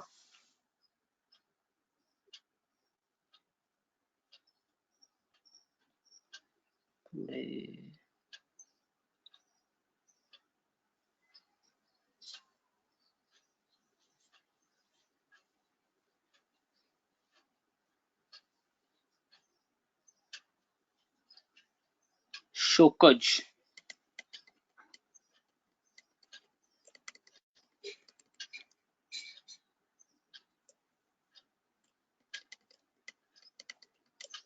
शोकज आणि बयश ग्रहणीमध्ये हेतुव्याधी प्रत्येक चिकित्सा करावी लागते. त्यामध्ये देवदारव्याधिक वात, तृष्णीपर्ण्याधिक वात, त्याचा मी रेफरन्स सांगतो तो बघून घ्या. भारत भैषज रत्नाकरामध्ये आहे देवदारव्याधिक वात म्हणून. ग्रहणी कपाट रस, अभ्रक भस्म, पंचामृत परपटी, मग उल्लेख केलेला पंचामृत परपटी ती वापरता येते इथे. अमृतार्णव रस, फक्त अमृतार्णव रस ही ज्यावेळी मलविबंध असेल त्यावेळी वापरायचा कल्प आहे. आणि बाकीचे जे कल्प आहेत हे काय शिथिल मलप्रवृत्ती असेल, द्रवाधिक्य असेल त्यावेळी वापरायचे कल्प आहेत शोकज आणि भयज अतिसारामध्ये.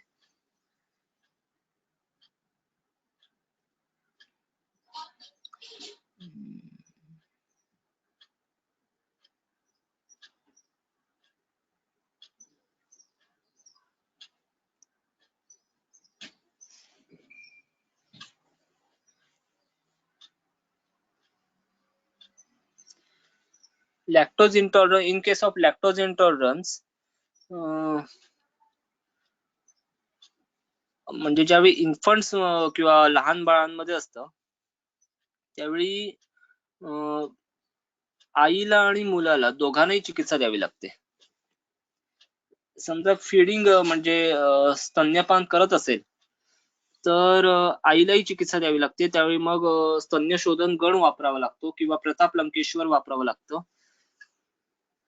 आणि लहान म्हणजे बाळाला लघुमालिनी वसंत द्यावं लागतं.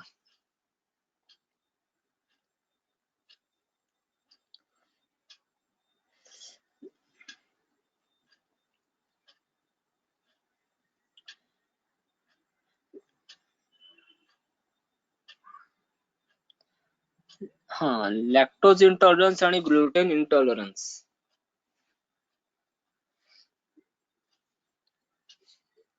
यामध्ये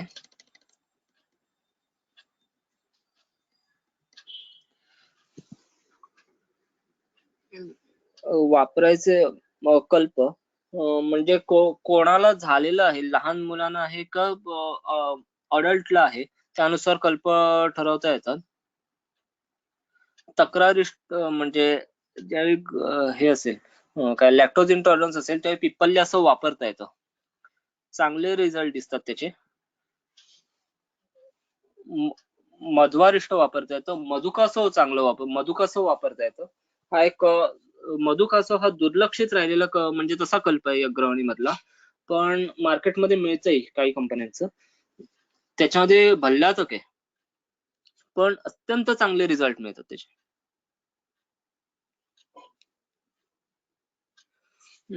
तर तसा तो वापरता येतो. लोह पर्पटी वापरता येते.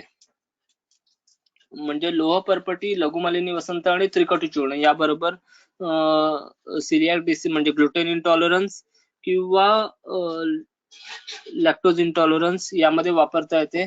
फ्रुक्टोज इंटॉलरन्स मध्येही वापरता येतं. यामध्ये या ज्या कंडिशन सांगितल्या यामध्ये कफज ग्रहणीच्या आधारावर थोडी चिकित्सा करावी लागते. सुरुवातीला जे सांगितलं चित्रकधी वाटी वापरावी लागते, कधी कपर्दिक भस्म वापरावं लागतं, कधी पर्पटी वापरावी लागते, कधी आसवरिष्ठ वापरायला लागतं. त्या अवस्थेनुसार द्यावं लागतं. कधी वमनही द्यावं लागतं.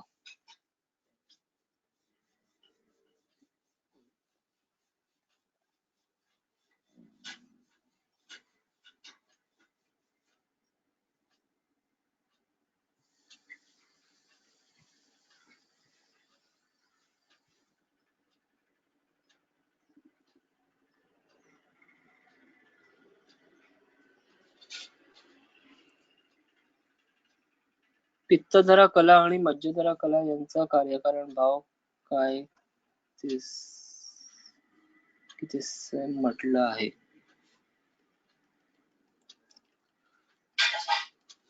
पित्तधरा कला आणि मज्जधरा कला ही म्हणजे डल्लण आणि तसा तो संदर्भ पित्त या एव पित्तधरा कला सा एव मज्जधरा कला असं म्हटलेलंच आहे.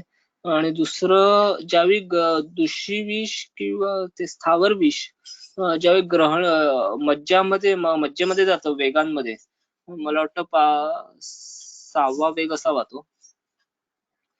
एकदा तो सुश्रुतामधून बघून घ्या. ज्यावेळी जातं त्यावेळी ग्रहणी दूषित होते. षष्ठे 6वा आहे बरोबर. षष्ठे मज्जानम अनुप्रविश्यति ग्रहणींच्या अत्यर्थम दूषयति.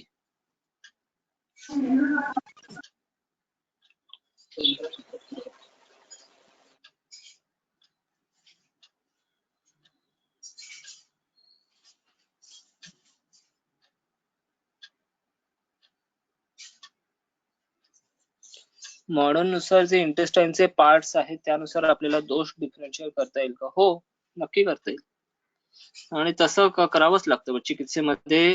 म्हणजे तुम्ही प्रत्येक वेळी मुळात काय व्याधी आहे हे एकदा तुमचं निश्चित झालं की त्यानुसार मग पुढे दोषानुसार आणि धातूनुसार तुम्हाला निश्चित करता येतं कसं करायचं.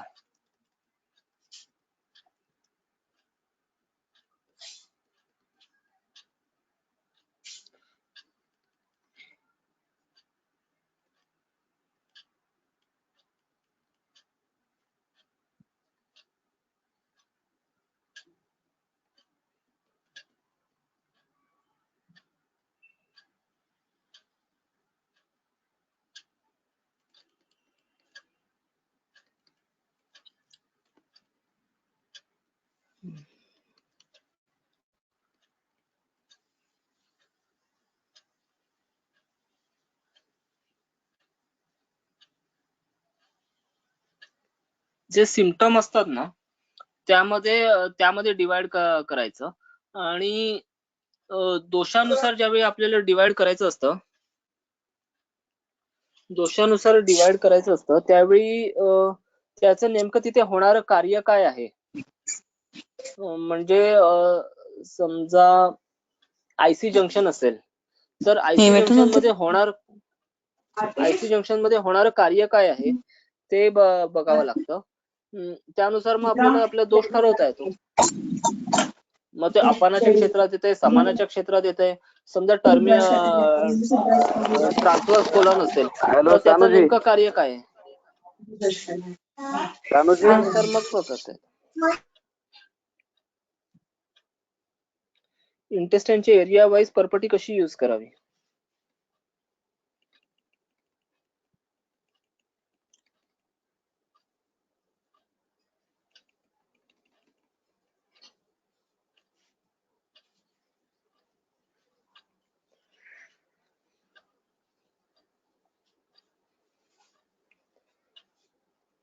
समजा आयलियमच्या भागामध्ये झालेलं असेल, दृष्टी असेल, व्याधी असेल, तर त्यावेळी रसप्रपटी वापरावी. डिसेंडिंग कोलनच्या भागामध्ये असेल त्यावेळी रसप्रपटी वापरावी. पंचम डिओडेनमच्या भागामध्ये असेल पंचामृत परपटी वापरावी. हे मी आता माझ्यापुरतं हे केलेलं आहे, ते तुम्ही तो बदलू शकता. ताम्र परपटी पण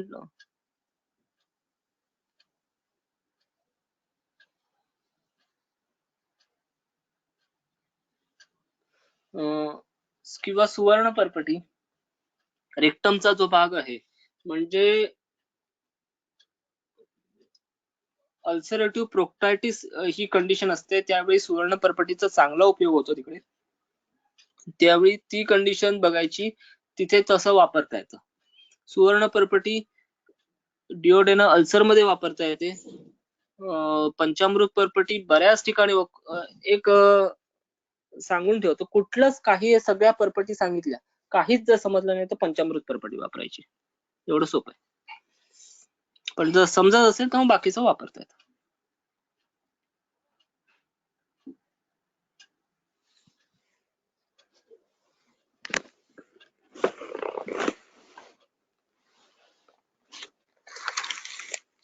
ग्राही आणि स्तंभांचा पॉइंट.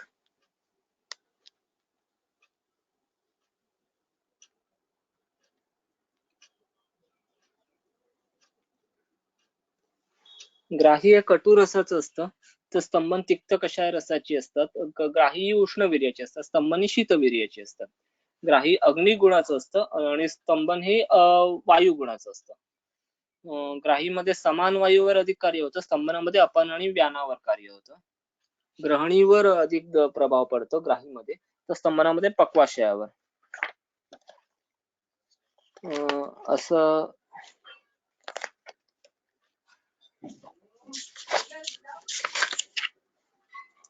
कार्य होतं. रसकल्पांचा अभ्यास करताना कोणत्या पॉइंटचा विचार करावा? मोठा विषय, थोडक्यात सांगतो. पण साधारण 20-22 पॉइंट असतात. म्हणजे पहिलं त्याचे संदर्भ सगळे काढायचे, निर्माणामध्ये काय विशिष्ट असतं, वैशिष्ट्य असतं ते बघायचं, तयार होणारं कल्पाचं स्वरूप कसं आहे ते बघायचं, मग त्याचे सगळे द्रव्यगुणात्मक अध्ययन म्हणजे त्याचं द्रव्यगुण सगळं काढायचं, पंचमहाभूतात्मक दोष धातू मल अवयवगामित्व काढायचं, अनुपान, हेतू, निषेध, व्यापद विचार आणि व्यापद सिद्धी वगैरे असे सगळे 20 पॉइंट असतात, ते सगळे बघावे लागतात. शीतद्रव्याची ग्राही कार्य.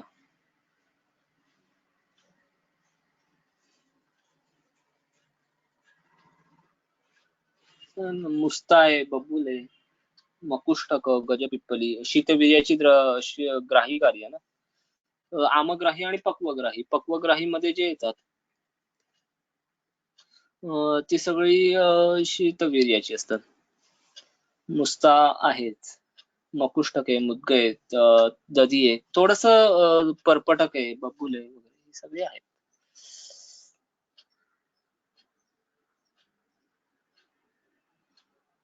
मला वाटतं सगळे प्रश्न झालेत. तक्रारिष्ट कसं तयार करावं, मेकिंग ऑफ तक्रारिष्ट ॲट होम.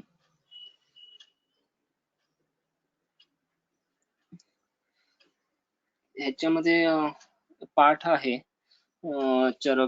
चरकामध्ये, त्याच्यामध्ये फक्त करताना जे प्रमाण असतं, जे शारंगधराचं अनुक्त प्रमाण आहे,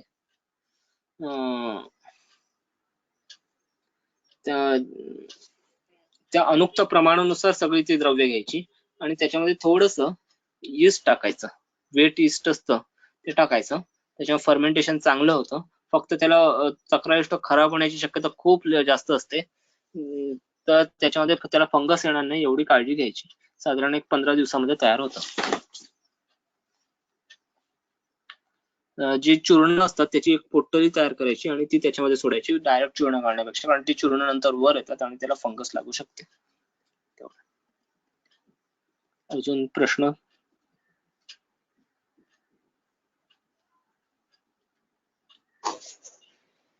हॅलो. हॅलो. हा सर, असं परपटी पुन्हा एकदा एक्सप्लेन कराल का? हो.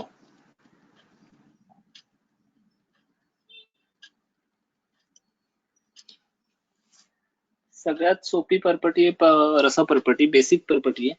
ग्रहणी क्षय कुष्ठार्श शोष अजीर्ण विनाशिनी रसपरपटिका ख्याता निबद्धा चक्रपाणी असा संदर्भ आहे. ही जंतुग्न आहे, पाचन आहे आणि अग्निदीपन करणारी आहे. जीर्ण अतिसारामध्ये लघु गंगाधर चूर्णाबरोबर, पण दूषित दुग्धजन्य अतिसार असेल तर बालचतुर्भद्र रसाबरोबर देता येते. आमातिसार असेल त्यावेळी बिल्व चूर्णाबरोबर देता येते. कृमी स्मॉल इंटेस्टाइन, म्हणजे मी त्याचा शक्यतो असा विचार करतो, स्मॉल इंटेस्टाइन बॅक्टेरियल ओव्हरग्रोथ सिपो म्हणून, त्यामध्ये रसपरपटी विडंग चूर्ण आणि मुस्ता चूर्णाबरोबर देता येते. अनुपान त्याला विडंगारिष्टचंही ठेवलं तरी चालतं.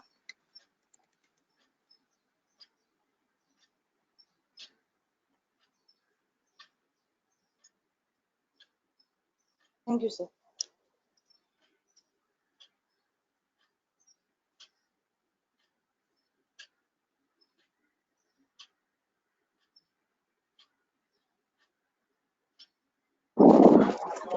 Thank you sir. जर कोणाला काही प्रश्न असतील, जमत असल्यास सरांचे काही पॉइंट असतील आणि ते जर मिळाले तर मी आपल्या ग्रुपवर शेअर करतो. जरी अजून कोणाचे काही प्रश्न असतील तर विचारा.